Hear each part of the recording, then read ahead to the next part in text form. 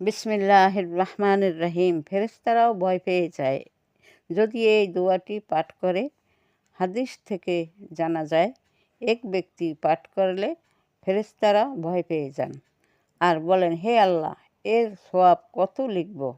আল্লাহ তাআলা আরজ করেন, এখন কিছু লিখো না, সে যা পাঠ করছে তাই লিখে রাখো। কিয়ামতের দিন এর সওয়াব এবং এর প্রতিদান আমি নিজেই দিব। সুবহানাল্লাহ। দোয়াটি হলো, ইয়া রব্বি লাকাল হামদু কামা ইয়ামবাগি লি আজিজিকা ওয়া আজিমি সুলতানিকা। অর্থ, হে আমার রব, সমস্ত প্রশংসা আপনারই জন্য, যেমনটি আপনার মহিমান্বিত ও বিশাল সুলতানের উপযুক্ত। আমলটি ভালো লাগলে চ্যানেলটি সাবস্ক্রাইব করুন, লাইক করুন। ধন্যবাদ সবাইকে।